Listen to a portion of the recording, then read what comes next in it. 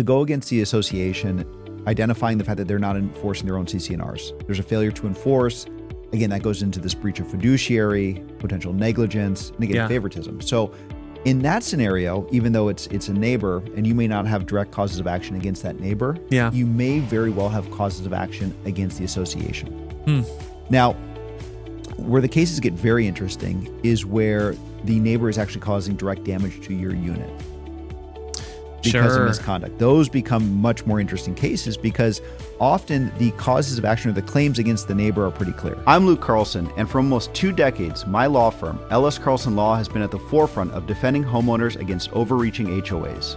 We're not just leading the charge, we've created the go-to playbook on how to fight back effectively. Join us as we delve into the world of HOA disputes, sharing insights from our extensive experience and landmark victories.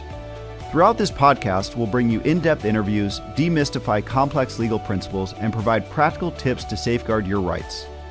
While the information provided shouldn't be taken as legal advice, our aim is to empower you with the knowledge, strategies, and real-life success stories needed to navigate and overcome the challenges posed by overreaching HOAs.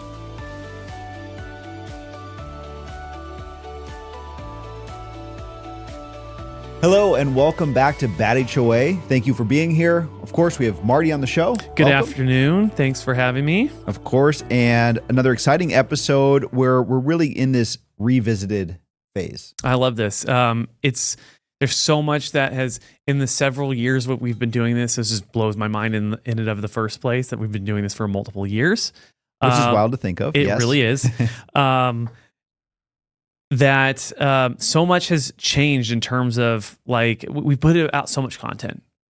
Reddit's come along. There's a lot of stuff that we've done. The strike method, the homeowner empowerment kit. There's so much stuff that's come from kind of this as the genesis. Well, it's really been an evolution of format, of approach, of empowerment, and as you and I have discussed, there's been a more sophisticated approach, even in terms of how we speak about it, how we discuss these topics. Yeah, and I think it's more accessible than I think it's ever been. Yes. Those first ones of just trying to like dissect this stuff from a high level. But anyways, we've come a long ways, and I feel like these need a refresh. We felt like these need a refresh. They need to be revisited. And that's why we called it Neighbor Disputes Revisited, under the guise of some of the tools that we've put forth. So yeah, and I love this one, Neighbor Disputes. It comes up, and sometimes you get a pushback. Well, neighbor disputes, HOA, how do they come together? How does a neighbor dispute an HOA dispute? So we're really going to unpack that and sort of walk homeowners through, okay, what do they do if they unfortunately find themselves in these horrible situations? Yeah, let's dive in. All right, let's do it. Okay, so back to your point. When we first started doing this, on the website and everything, we put neighbor disputes as one of the primary disputes under the guise of HOA disputes, right? Didn't really understand why. Yep. Right? Because how is it an HOA's problem if your neighbor is being a bad neighbor? Right. Right? This isn't bad neighbor. This is bad HOA. Yep. Right? It never occurred to me like what the connection was until we started unpacking that. So I think it's worth diving into that line, right? What constitutes an HOA dispute in the guise of a dispute with your neighbor, and what isn't? Let's like kind of define that line. So starting point, of course, the show's called Bad HOA, right? Yes. So our normal fact pattern is homeowner has a dispute with a really bad HOA. Yeah. And typically the dispute is some sort of negligence, breach of fiduciary, violation of the CC&Rs. Right. Okay, so the HOA is failing to do something, and that something is causing harm or impacting the life of the homeowner. Right. So that's a pretty straightforward dispute. And then you sort of zoom out a little bit and you look at other disputes that arise within the HOA context. And one of the ones that we see so frequently is homeowner versus homeowner, or homeowner versus neighbor. And what's, I suppose, a fundamental aspect of these types of disputes is an understanding that while the CC&Rs are typically, homeowner in relation to the HOA, the CC&Rs also dictate the relationship between homeowners. So homeowner versus homeowner. Right. These CC&Rs come into play. Why? Because you can enforce these CC&Rs against another homeowner, given the right fact pattern. Yeah, I think that's the most interesting piece. It went from CC&Rs can tell me what I can't do, right, to a CC&R tells you what the HOA's required. What are their obligations? What are their obligations?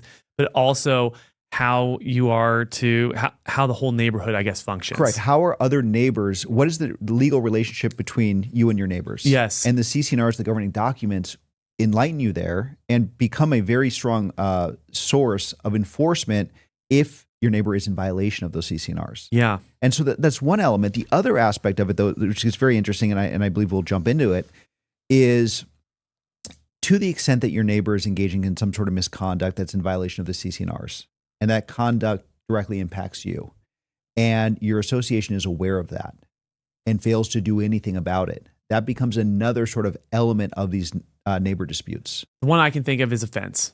Okay. Right? You have a fence against you have a next door neighbor. Yes. Fence, it's time to redo the fence. Okay. Maybe it's rotted out or whatever the case may be. You build a giant, or your neighbor builds a giant fence, right? Okay. Instead of the 6-foot standard that everyone else has, they decide to go Fort Knox and decide to put that thing up to 10 feet. Okay. Right? Blocks the whole thing. Now it's just a big eyesore because you're looking at basically a giant spite fence. It might be a spite fence, which is a whole other category of law, believe it or not. There's this notion of spite fence, which isn't really within the parameters of this podcast today. Yeah. But that's a great point. So they build this obnoxious fence. Yes. Okay. It's an eyesore. It's inconsistent with the CC&Rs. Got turrets. Correct. Right. So in that sort of dynamic or that fact pattern, the homeowner would likely have various causes of action against the neighbor, right? It could, it could include, trespass.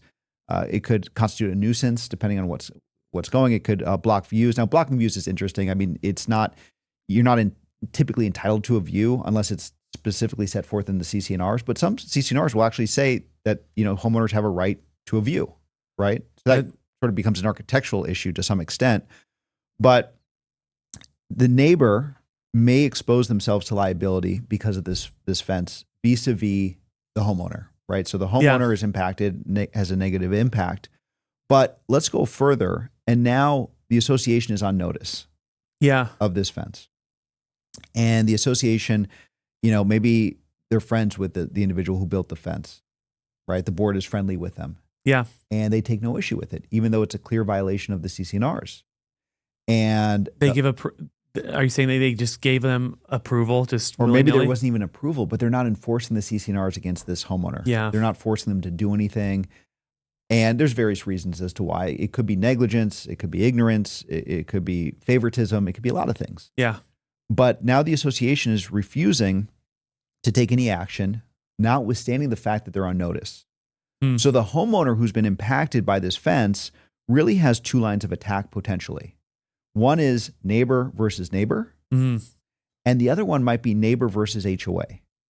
Because in this fact pattern, you may have allegations such as breach of fiduciary duty, violations of the CC&Rs, failure to enforce. And this is where these notions of preferential treatment, selective enforcement may come into play. So now it becomes almost this two-prong attack. Right. Right? So in other words, if it's in your CC&Rs and they're violating them, and to the extent that it becomes a nuisance to you, you might have a case against the HOA and the neighbor. Yeah. Now the causes of action might be different. Sure. But this one neighbor's misconduct could generate two potential defendants if you were to actually enforce. Another one would be like if they paint their house some ungodly color. Went to a neighborhood recently in Irvine, and someone, it's just, 90s style homes. They all like little boxes on the hillside, Right. They all have the same kind of earthy tones. And then all of a sudden the one house was just black. The whole thing, even the garage doors, it was stark. It was shocking. Maybe they're a fan of Halloween or something. Maybe. It's pretty. But it was pretty stark that they're trying to go for this like modernistic kind of look, and it's got to have some sort of. But it looked. It was an eyesore. Okay. Call it as it is, right? In that situation, could you, as the homeowner in that area, go after the HOA as well to have them enforce that paint, because you're worried about how this eyesore affects your fair market value? Yeah. So it would be a very challenging case. I mean, there might not even be a case homeowner versus neighbor. right? You wouldn't necessarily have those lines of attack or those causes of action. Yeah. But to go against the association, identifying the fact that they're not enforcing their own CC&Rs, there's a failure to enforce. Again, that goes into this breach of fiduciary, potential negligence, and again, favoritism. So in that scenario, even though it's a neighbor and you may not have direct causes of action against that neighbor, you may very well have causes of action against the association. Now, where the cases get very interesting is where the neighbor is actually causing direct damage to your unit because of misconduct. Those become much more interesting cases because often the causes of action or the claims against the neighbor are pretty clear. Some sort of neighbor misconduct. Let's say, a good one is they graded their yard or they changed the water or the drainage. Yep. And they messed it up or they screwed it up really bad, right? And all of a sudden you're dealing with a lot of water intrusion.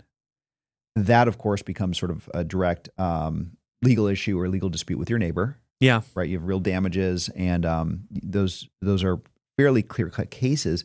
What becomes interesting, though, is whether or not the association will get roped into a case like that. I've got an interesting one that came up when I was doing a little bit of research here. You're in a multi-story condo. Okay. You've got a lower unit. I know where this is headed. Let's just assume your neighbor has a leaky tub. Okay. Tub is inside of said unit. Okay. Pipes are all on the inside, right? That tub is leaking and now it's causing problems in your unit below. Who do you go after? Yeah, so that might just be directly against the neighbor, but what's very interesting about that one is, and this gets a little technical, but floors here. Yep. Ceilings here. The in-between is the common area. Right. The in-between is likely going to get damaged as well. Right? So the association, how these typically play out, is the neighbor will go after the other neighbor for water intrusion, for damage. Okay. But the association may very well also launch an attack against the tub offending neighbor. Neighbor, right? Yeah. Because of the tub, because the common area may have been impacted as well. Right. Now, to the extent that the association does nothing, then you may very well have claims against the association, really for failure to enforce. I mean, here clearly the common area has been impacted because of maybe negligence. Typically, it's not intentional. So let's wind that back just a smidge. So neighbor upstairs realizes tub's leaking, goes into the common area and is leaking below. However, neighbor upstairs wants to get the tub replaced, but the plumber won't do anything because those pipes come out from the common area and the HOA hasn't approved it. Therefore, it continues to fester and become a problem. Well, that becomes interesting because if it's a direct result of the common area pipes and the association is doing nothing, then that's problematic for the association. Sure. Right? Especially if you have a third party verifying that this has to happen. Yes. Now, short of that though, I mean, if they're not demonstrating that it's a common area issue and the offending neighbor is just using that as an excuse, that becomes a bit of a different story. Interesting. All right, I want to cover a couple others. Okay. Because I found this to be interesting. Dog waste, a home business creating traffic noise like a bike shop or a studio ran out of the garage. Parking in common areas, overflow parking, commercial vehicles, a neighbor claiming the green belt with patio furniture. I've seen that so many times. Okay, I want to get into some of these actually. Noise and nuisance. Okay. Upstairs units, hardwood installed where the CC&Rs require carpet, no hardwood. Parties, pets, and then we covered the architectural and aesthetic, paint colors, and fences that encroach onto your lot. Let's unpack some of those. What are some of the ones that you've seen that are usually the lightning rods? Yeah, maybe I'll lump these. Sure. That'll be a little bit easier. There's two ways to look at a neighbor dispute. One that clearly impacts your property. Does it damage your property? Is the conduct impacting it in a negative way that you can actually articulate? Yeah, the damage. Water intrusion's easy. Yeah. Encroachment, trespass, those are fairly straightforward, right? Yep. The other ones, though, are sort of a different animal. They may impact the entire community in a way that's not as direct. So, commandeering the greenbelt, or, you have a beautiful greenbelt behind homes and someone decides to build their patio into that greenbelt. and essentially commandeer it, right? Or attempt to take over. That becomes sort of an association issue. Now, where a homeowner would likely have a claim against the association is when the association fails to enforce its own CC&Rs. Sure.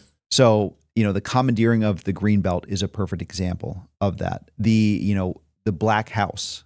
Yeah. They don't follow the architectural guidelines, and they don't submit any applications, and they just paint the thing black, and the association's like, okay, that's fine. We don't care. Becomes problematic. So there you would have these rights that would accrue from the homeowner side to go against the association, but it's not always a direct homeowner versus neighbor type of scenario when the impact or the negative impact isn't directly against your property. So I would say that's how you nuance these out, or that's the distinction that I would draw. Sure. So again, the question is, does the conduct have a direct negative impact on you, your quality of life, your actual property? Is it causing damage to the property? Or is it more communal in nature? If it's more communal in nature, the likely attack or the strategy would be against the association. Okay, interesting. Because the buckets I was kind of thinking of, there's damages and there's quality of life. Noise is not going to be damaging, right? But it can be. Okay, go on. You have a scenario where someone's doing construction 24/7.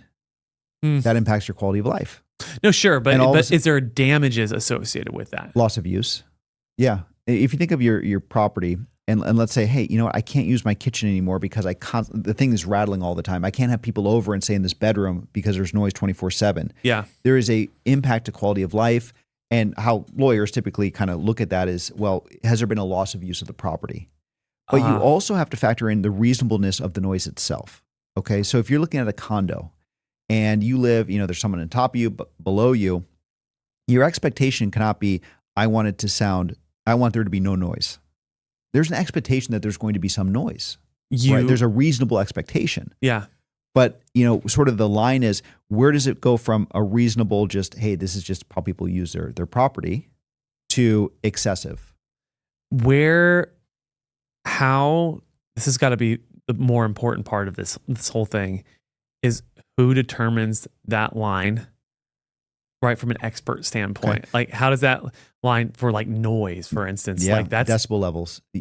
Okay, so one way you could do it. Now, sometimes actually, the CC&Rs will say, hey, decibel levels should not exceed this amount. That's interesting. It's pretty sophisticated. But if you don't have that, you might have city guidelines. Sure. There's ways to source it. There's so many experts in the field of noise. It's remarkable. And, they'll actually have people who come out. So let's say you have a noise complaint. Yeah. It could be excessive use of the floor. People are tap dancing at 3 a.m. That's your allegation. Okay. And I've seen these cases before. So they sound like kind of ridiculous, but I've seen them. It sounds like it's pulled from an exact case of tap dancing at 3 a.m. Absolutely sure it is. It just came back from the subconscious files. But okay, tap dancing 3 a.m. How do you prove that? Well, you get a expert to come out, set up testing devices throughout the property. They take noise readings. And all of a sudden, your evidence becomes a month's worth of readings. Now, I've also had cases where the noise and the vibrations have been so bad, it's actually damaged the property. Jackhammering, these types of heavy construction could impact a property as well. Yeah. So, the noise, it is, you can quantify it and you can measure it. Yeah. And you can measure it against other sort of concepts of what is and what is not reasonable. So actually having a potential expert determine what that line may or may not be. 100%. Interesting. Okay. And it's also measurable, though. It's not just, listen, if you come in and say, hey, it's too loud. Okay, well, that means nothing. No one's going to listen to you then. But if you say, hey, my expert created these reports for the last 30 days, look at these spikes at 3 a.m. This is where the city code is. This is where these decibel levels are. They're well above. They're 80% more than what's considered reasonable. So something not reasonable would be something like, hey, the person that lives below just so happens to be a light sleeper. Every time someone uses the restroom, you hear the flush. Yeah, I would say that that's probably not a reasonable complaint. Right, even though it wakes them up, it's still not like... Correct. Okay. And that's, the lawyer term, or at least a lot of in law school as well, is the eggshell plaintiff. Someone who's overly sensitive to their environment. So yes, an overly sensitive individual living in a condo who's complaining at 5 o'clock, he can hear people have dinner. Well, there's probably not much to be done about that. Sure. But again, tap dancing at 3 a.m, different story. Sure. All right. Let's just, I guess, quickly talk about like the parking. Okay. Parking is it's so funny. We're talking about a lightning rod. Well, that's what I'm saying is that the ones that we see on our subreddit, Bad HOA, shameless plug here. Yep. Check it out. A lot of it is parking. Yeah. Blows me away how many people have parking. Now listen, I lived in an HOA at one point and parking was a bear. Like if you weren't parking in your garage and you got home past 5 o'clock, good luck finding a spot. Well, it's such a friction point. I mean, look at it. That is something that will grind on you day in, day out. Yeah. Especially if it's a problem. You work a long day, you just want to get home. Yep. And someone's parked in your spot, or someone's not following the rules, or someone's been not following the rules and they get away with it. But if you don't follow the rules, then you get tagged with the ticket. Yep. It's just such a, like I said, lightning rod for these types of disputes. Yeah. Is there any other, commercial vehicles? I mean, do they have specific, have you ever seen it where it's like you are not allowed to park commercial vehicles in? Oh, 100%. Okay, that happens. They're very specific. The good CC&Rs are very specific. Okay. And what is a commercial vehicle? They'll actually define it. So it's not ambiguous. Typically if there's some sort of logo or imagery on the side of it, there's phone numbers and stuff like that tends to be more commercial in nature. But no, CC&Rs will actually articulate it. And the disputes that arise is when the association fails to comply and enforce their guidelines. Or they do it in a selective way. And that tends to be the case. And typically, the cases that we often see is, hey, the board members park wherever they want to park. I'm not allowed to park. If I park and I follow what they do, I will get ticketed. But the board or their friends, they don't get ticketed. Yeah. And that's sort of the genre of these cases, which again becomes a selective enforcement or preferential treatment. Yeah. And I think the reason why there's such a contentious topic is it really grinds on, it's sort of death by a thousand cuts. Sure. Maybe it happens once, twice, fine. But this is happening day in, day out, week after week, month after month. At some point, it adds up. Yeah. Let's go the other side of this coin, which is not every case, neighbor dispute case is an HOA case, right? Yeah. I think that's important to recognize because I think it opens up the floodgates of, hey, I've got a problem with my neighbor. I'm going to have my HOA intervene. And that shouldn't be the case. Yeah. So sort of the metric or the way to analyze this or the acid test is, is their conduct in violation of the CC&Rs? Is it actually a violation? Yeah. And sometimes it might not be. It might not be a specific called out sort of thing. Or are we more into sort of a criminal element? Yes. That's interesting. When we're talking about harassment, stalking, really egregious criminal activity. Yeah. The associations really aren't built to be the police or, criminal arm. They're not law enforcement. Right. Right. They police the CC&Rs. Right. And sometimes I think they take it too far, right, in what they do. But at some point, there is a distinction between enforcement vis-a-vis CC&Rs and actually the penal code, right? Law enforcement. Right. So I guess a good measurement should be if it breaks the CC&R, talk to the HOA.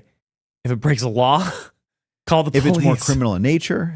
Yeah. And listen, that's not to say that you shouldn't notify the association of criminal activity. And it's not to say that the association shouldn't be really notified and they have obligations if there's criminal conduct happening, right?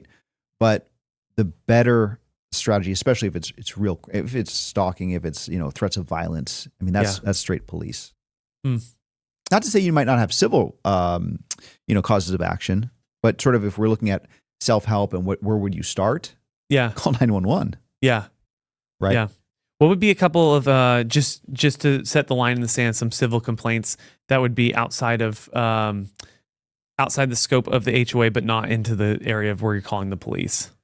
Say that again.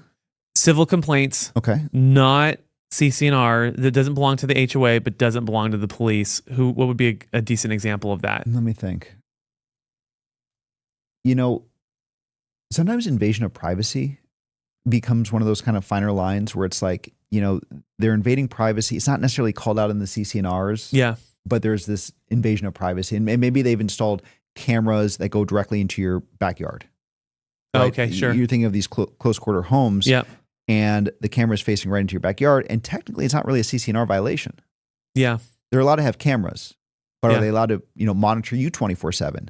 Yep. Right. That becomes sort of this area of, well, the direct cause of action may be more against the neighbor. Yeah. And it really doesn't really tie into the association.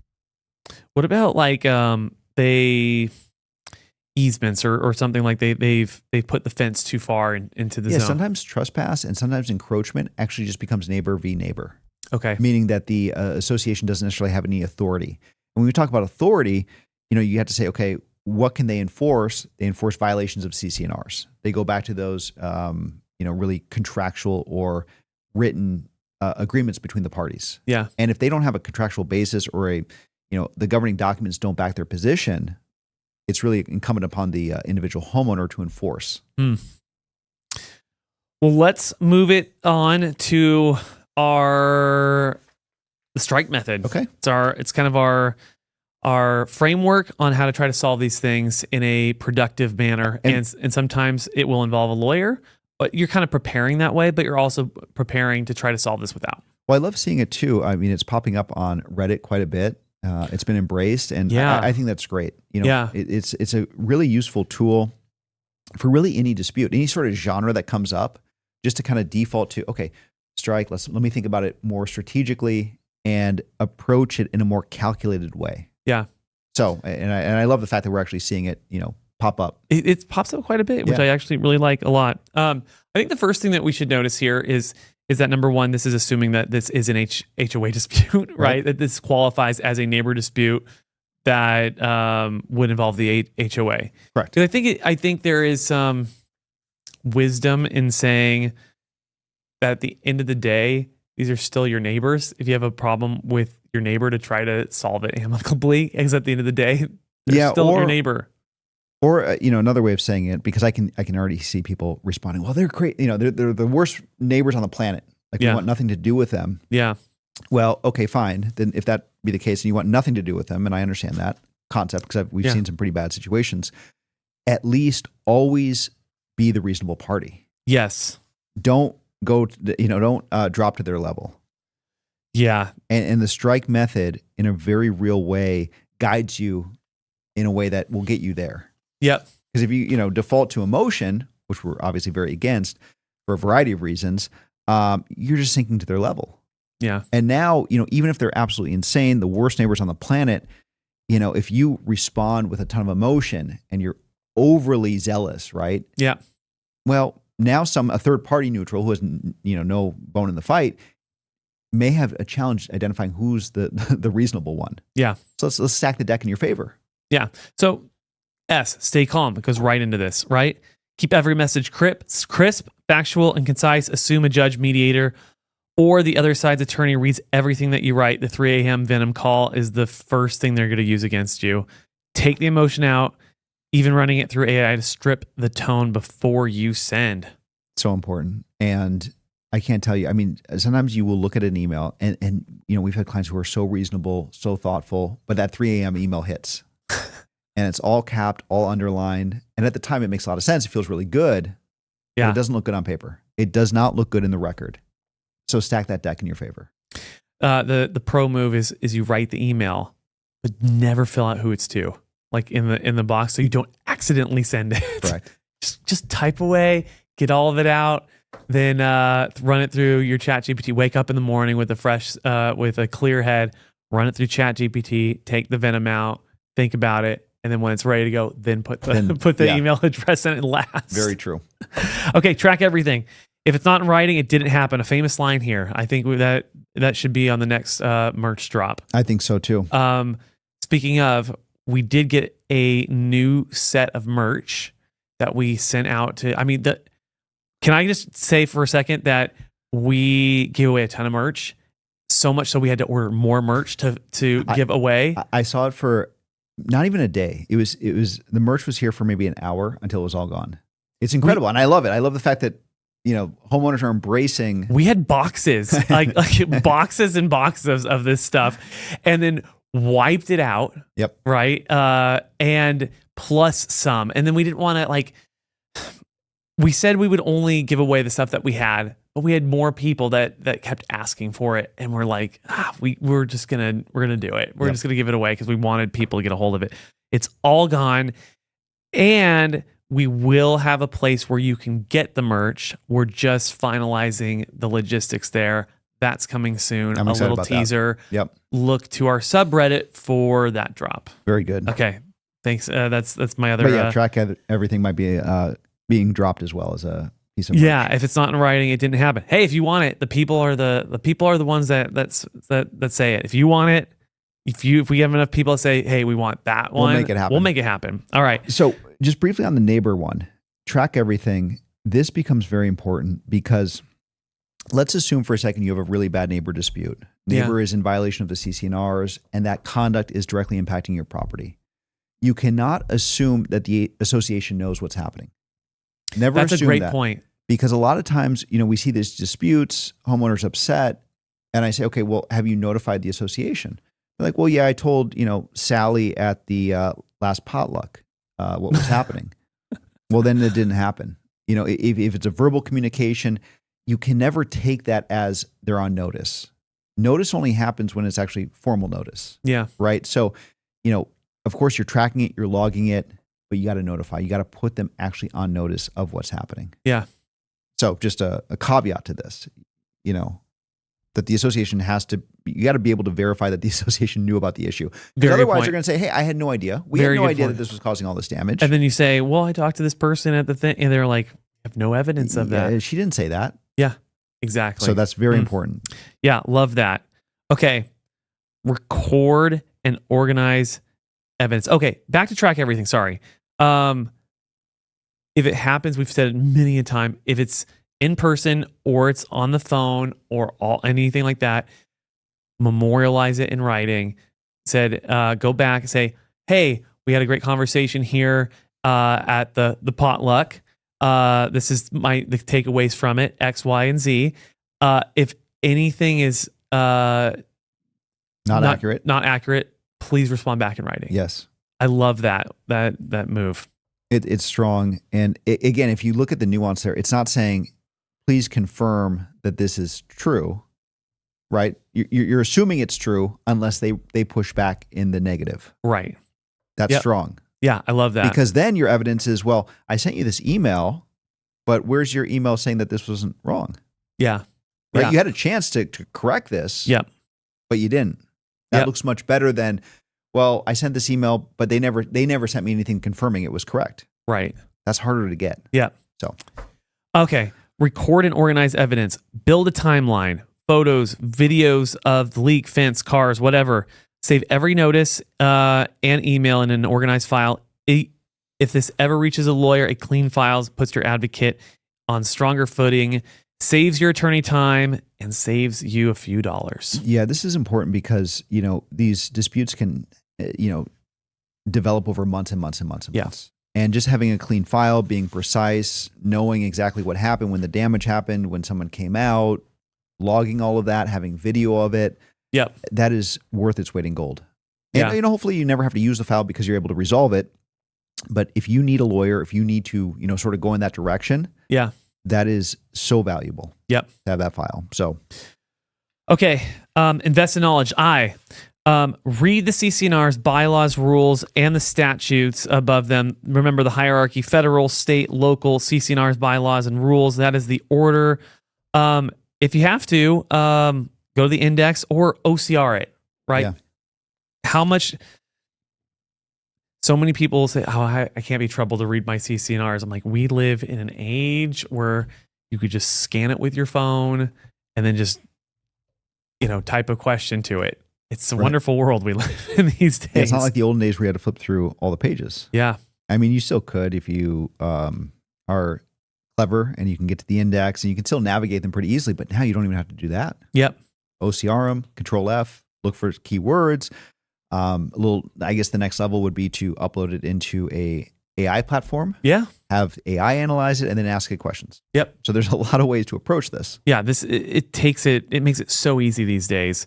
But yeah, I mean, if you're having this issue, when you write back to the board, having the exact provision, hey, it's this section, this provision, this is what it states, and this is what the violation is a lot stronger than saying you're violating the CC&Rs. Yeah, you know what's funny too? It's and I know there's people that are like, well, I don't know if I caught everything. What if I missed a word? What if I did something? Well, listen, if you find 2 or 3 provisions, you can at least say, hey, at least these provisions apply. There might be more.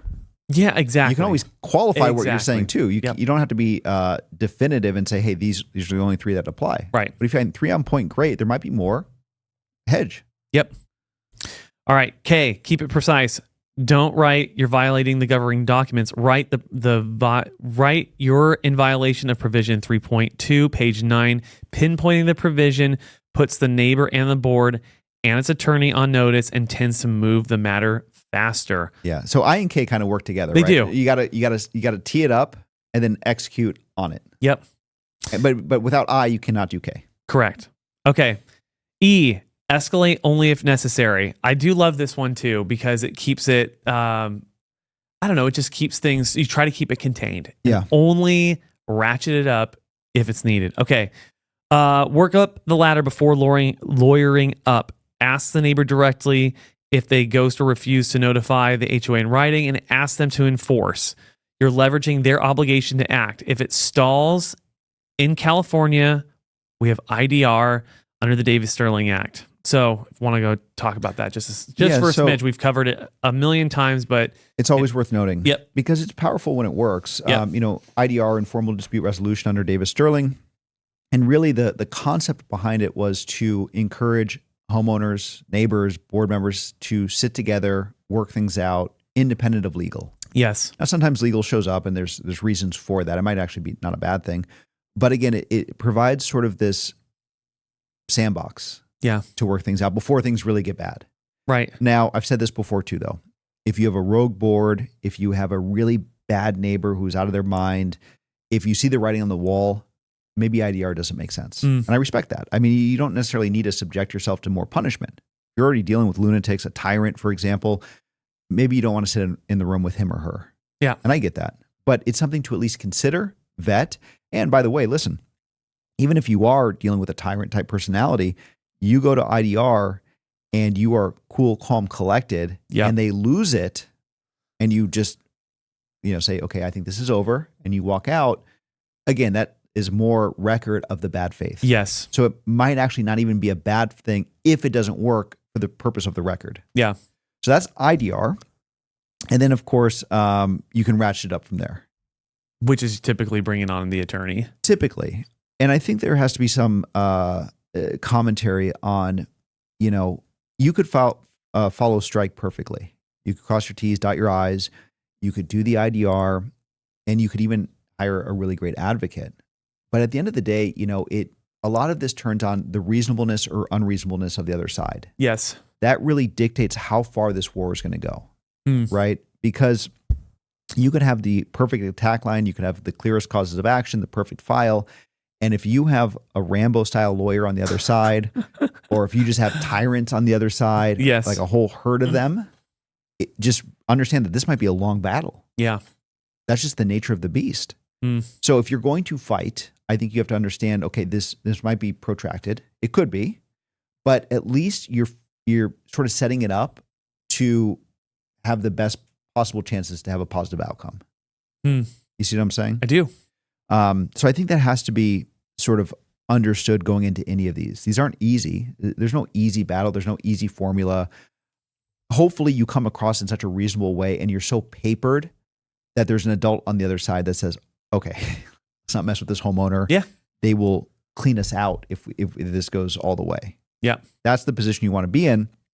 But you can get in brilliant lawyers and the other side is so just hell-bent on being unreasonable, you may have to fight it for a very long time. It's the nature of the game. Yeah. So I want to cover something that we haven't covered before, but I think it's a very good, just a few pointers, right? Okay. So these are the points that might wreck a good case. Okay. Right? So the gotchas, right? One would be don't secretly record audio. Okay, that was good because that ties into record everything. It should be like record everything, but not in the way that you might be thinking. Yes. With an asterisk. Yes. So California is an all-party consent state. There is a penal code there. Recording your neighbor without consent can turn you into the violator. That's a big offense too. Yeah. I think that's video of a visible nuisance from your property is generally fine. Do not trespass to get it. Yeah. So listen, you have to be mindful of trespass laws, and there's no secret recording in California, period. Now, that's not to say that you could ask, though. You could say, hey, I really want to record this so we're all on the same page. Sure. Just be transparent, be vocal about it. If they say no, maybe that's a red flag because they have something to hide. Yep. But then don't secretly record it. Yep. Right? So no, I agree with that. That could actually be very problematic for you. And, yep. And of course, you cited the penal code. Yep. Not the civil code. Do not retaliate or take self-help. Tearing down the encroaching fence yourself, parking back in their spot, blasting music in return, all of its hands on the other side are ammunition that can flip you from being the reasonable party into the defendant. Yeah, you start to torpedo yourself very quickly. Again, I used that example of correspondence where you fire off that 3 a.m. email, yep. But and that's bad unto itself. But if they have video of you tearing down a wall, or if you're blasting music, yep. Again, it just goes to, okay, who's reasonable here? Now, why did you do it? Well, you wanted to retaliate because you were so mad. But there's better ways. There's more strategic ways. There's elevated ways to approach these disputes, again, without resorting to their low-level, low-agency form of attack. Yeah, I mean, they build the 10-foot fence, and maybe it's on your property. Yeah. Maybe it's objectively on your property. Tearing it down yourself without getting any sort of permission to do so. Yeah, and what's interesting with neighbors is, neighbors will get into name calling. Yeah. There will be sort of this back and forth where they're saying horrible things about you. And, your instinct is you're going to want to respond to that. Yes. But don't. Yeah. That's petty. Listen, if they're calling names to you, that's fairly desperate, I think, right? And for sure. Take the higher road. Yep. All right. The final section of this. Signs to bring on a lawyer. Number one, the HOA walls you off. This is between you two. Despite a clear documented CC&R violation, it has its duty to enforce. Yeah. So if the association is shutting you down, and they do this frequently, it's like, hey, this is just a neighbor dispute. Yeah. Have a qualified lawyer vet it. Yeah. The association could be right, but frequently they're wrong and they're trying to pass the buck. Sure. So spend an hour with a lawyer, have them look at it, and determine whether or not the association is actually accurate legally. Yeah. Or they're just sort of trying to knock you to the curb. Yep. Okay, IDR gets ignored or it's a waste of time. Yeah, again, that's indication that they're stonewalling and there's a bigger fight, or you're going to need to bring in sort of a bigger war machine to get movement. They're just not listening to you. They don't see you as a threat. And at that point, you may want to at least consult with a lawyer to see what that next move would be. Yep. Okay, I love this one. We say a lot, but the association shows up with its own attorney. Yeah, when we say show up, I mean, it could be in the context of they show up with that attorney at IDR. They could spring an attorney on you, which, if that happens, I would probably terminate unless there's a really good reason for it. And it seems amicable. Yeah. Maybe the attorney's there just to help sort of facilitate or interpret or to actually hear your side of the story. Yeah. And there could be a very positive sort of benefit to having that attorney. Yep. But again, if they spring it on you, if that attorney is hyper aggressive, or if the attorney shows up vis-a-vis correspondence. Yes. Okay. Pause, meet with a lawyer, get some advice or counsel. I think I've seen this pop up quite a bit on Reddit as well, where the homeowner wants to go to the attorney to try to get the adult in the room. Yes. Right. And they think, I pay for the association. This is my attorney. Like, right. I see that so often, and they have it wrong. The association, the attorney works for the association, and the buck stops at the board. Yeah. So they have not obligated to work for you. Yeah. If you were to look at the fee agreement between the attorney and the board, it's the attorney, the law firm of the attorney, or if it's a solo, the individual attorney, and the actual entity. Right. It's not even the board members. Yep. Right. So it'll be ABC Association, Inc., or whatever it is. Yep. Right. And so that's the relationship. That's where the fiduciary is. And so, if you're going to try to approach the attorney, that's not your lawyer. Right. The lawyer represents the board. Now, is the lawyer supposed to operate in the best interest of the community? Yes. But is that always the case? No. Right. So be very careful with that. Yeah. There's, I'm just going to say it, wolf in sheep's clothing. Yeah. They could come across as they're working in your best interest. Oh, and they could be milking you for information or trying to incriminate you. I mean, we've seen this back before. you into a corner. Yeah. And well, you said this. Yeah. Yeah. I just love that. If they show up with their attorney, time to talk to one of your own. Okay. There's ongoing or escalating damage. Well, the water intrusions always are a good one. Mold, possible structural harm. Those are time bombs. Probably should bring someone on. And then obviously, it's got to pencil out economically. Yep. There's an economics to this as well. Well, you always look at the legal side, but you also have to look at economically. Yeah. And a good lawyer, if you carve out an hour consultation, that lawyer, in my opinion, should go over the legal side of it. Hey, these are your options. This is your potential causes of action. Yep. Here's some maybe weaknesses of the case, strengths of the case, whatever that is. But they have to flip it to the economic side too. Yeah. What are the economics of the case? You're not going to spend $50,000 to chase $5,000. Right. Yep. So that has to go into the analysis. Yeah. It's the other side of the coin. But sometimes there is no damages. You just need your quality of life back. Yeah. Again, a lot of factors. But that is an economic consideration. 100%. I think that's another wrapped episode right there. Very good. I like to revisit it. Marty, do you want to tease the next episode? Well, we are going to do another violation.